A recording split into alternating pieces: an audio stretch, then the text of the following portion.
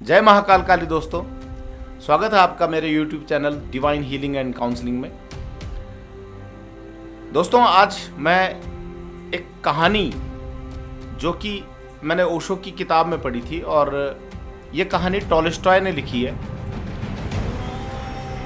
एक बार धरती पर एक स्त्री की मृत्यु हो जाती है तो मृत्यु के देवता अपने देवदूत को कहते हैं कि जाओ उस स्त्री की आत्मा को लेके आ जाओ।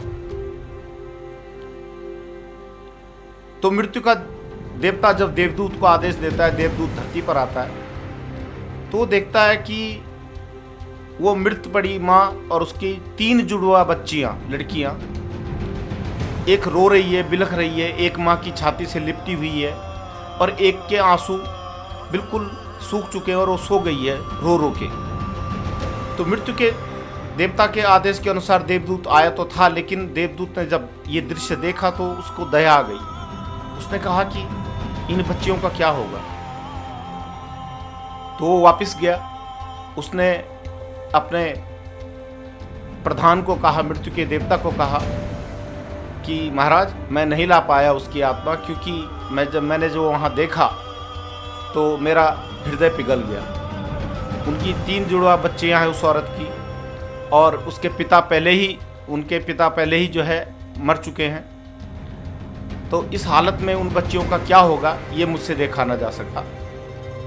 तो मृत्यु के देवता ने कहा कि वाह, तू तो बड़ा समझदार हो गया, तू तो उससे भी समझदार हो गया जो मृत्यु और जन्म को डिसाइड करता है, तुझे इसकी सजा मिलेगी। तो देवदूत को सजा मिलती है। मृत्यु का देवता कहता है कि तुझे धरती पर मैं भेज रहा हूं और जब तक तू अपनी मूर्खता पर 3 बार ना हंसा तब तक तू यहां वापस एंट्री नहीं कर सकता है। दोस्तों, क्या होता है कि हम दूसरे की मूर्खता पे जब हंसते हैं तो हमारा अहंकार हंसता है, लेकिन जब हम अपनी मूर्खता पे हंसते हैं तो हमारा अहंकार टूटता है। तो देवदूत ने सोचा कि मैं तो सही हूं और कोई कारण नहीं है कि मैं 3 बार हंसूंगा। तो वो चला आया धरती पर, उसको फेंक दिया गया रूस में। रूस में जब उसको फेंका गया तो उसी समय एक चमार, वो अपने बच्चों के लिए, क्योंकि सर्दियां आने वाली थी तो अपने बच्चों के लिए शहर जा रहा था कि मैं कपड़े खरीद के लाऊंगा, कोट इत्यादि, स्वेटर जो भी होता है। उसने देखा जैसे रास्ते में तो वो देवदूत नंग धड़ंग पड़ा हुआ, ठंड से ठिठुर रहा, तो उसको बड़ी दया आ गई उस पर। उसने सोचा कि छोड़ो बच्चों के कपड़े, क्या पहले इसकी सेवा करता हूँ। तो उसने सारे पैसे से उसके लिए कपड़े खरीदे और उसको कहा कि देख, तेरे पास न रहने को कुछ है, तू यहाँ पे पड़ा हुआ है, चल मेरे घर चल। लेकिन मुझे पता है कि मेरी पत्नी चिल्लाएगी, गुस्सा करेगी, क्योंकि मैंने बच्चों के लिए कपड़े खरीदने थे, लेकिन ये कपड़े मैंने तेरे को पहना दिए और पैसे खर्च हो गए। चिल्लाएगी, गुस्सा करेगी, लेकिन तू कुछ भी रिएक्शन मत करना। तो वो चल पड़ा। तो न तो उस चमार को पता है कि उनके घर देवदूत जा रहा है और न उस औरत को पता है जो उसकी स्त्री है कि देवदूत हमारे घर आ रहा है। तो जैसे ही घर गया तो स्वाभाविक रूप से औरत चिल्लाई, चीखी कि पैसे तूने ऐसे वो कर दिए, ये वो। तो देवदूत पहली बार हंसा। तो उस चमार ने कहा कि तू हंसा क्यों। उसने कहा कि जब मैं 3 बार हंस लूंगा फिर बताऊंगा। ये पॉइंट हमें ये बताता है दोस्तों कि हमें केवल जितना दिखाई देता है हम उतने का ही जज करते हैं। हमें पास्ट का या फ्यूचर का जो भी हमारे साथ घटित होता है वो हम केवल जितना देख पाते हैं उतना ही हम जज करते हैं और उसके अकॉर्डिंग हम अपनी मानसिकता बना लेते हैं। तो उसके बाद वो देवदूत, उसने जो है उसका जो, क्योंकि चमार का जो काम था जूते बनाने का, वो 6-7 दिन में ही सीख गया और इतने बढ़िया जूते बनाने लगा कि 1 महीने में ही चमार धनी हो गया। और 6 महीने आते आते उसकी ख्याति दूर दूर तक फैल गई और सम्राट जो वहाँ का था, सम्राट तक के जूते जो है वहाँ से बनने लगे। एक दिन सम्राट के घर वहाँ से एक सैनिक आया और उसने एक चमड़ा लाया और कहा कि ये विशेष चमड़ा है और इतना ही है और इसके जूते बनाने हैं राजा के लिए। और ध्यान रखना, स्लीपर मत बनाना, क्योंकि दोस्तों रशिया में स्लीपर केवल जो डेड बॉडी होती है, जब व्यक्ति की मृत्यु होती है तो उसको पहना करके उसको अंतिम संस्कार के लिए ले जाया जाता है। तो उसने चमार ने कहा कि देख भाई ध्यान रखना, जूते बनाने, स्लीपर मत बनाना। लेकिन देवदूत ने स्लीपर ही बनाए।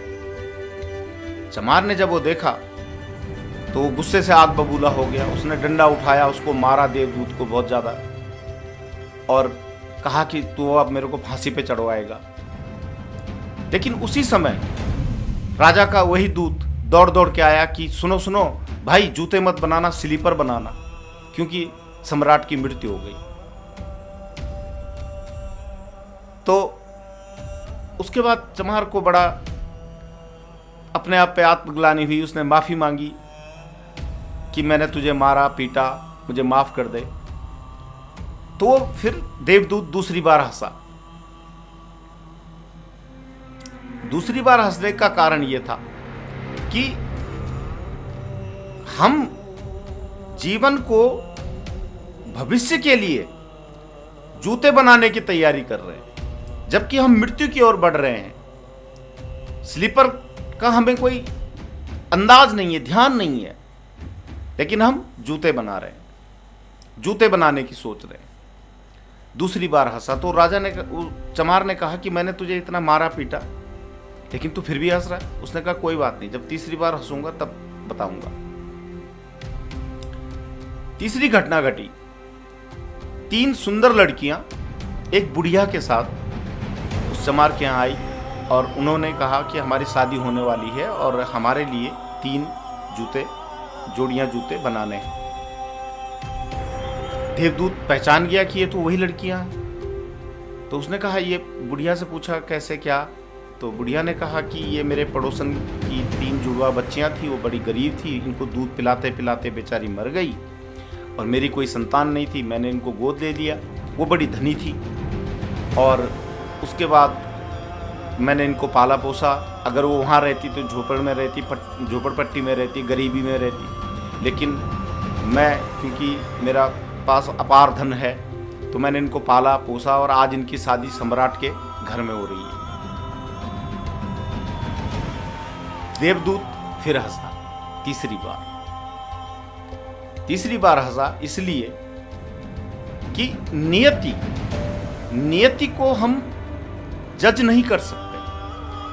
नियति में क्या लिखा हुआ है, कैसे लिखा हुआ है, ये हम केवल और केवल अपने जो हमारा एक देखने का दायरा होता है, हम उतना ही देख पाते हैं।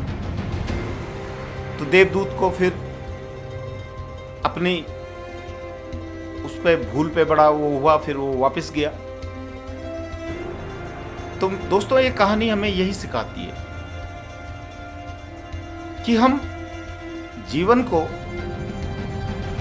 सिर्फ और सिर्फ उतना ही समझ पाते हैं जितना हमारे साथ घटित हो रहा है, जबकि नियति, अस्तित्व हमारे लिए क्या बांध के रखा है, क्या सोच के रखा है, वो हम सोचते नहीं है। तो कंक्लूजन ये है कि उस परमात्मा का, उस अस्तित्व को, उस परमात्मा को धन्यवाद करें, चाहे वो सुख में रख रहा है चाहे दुख में रख रहा है।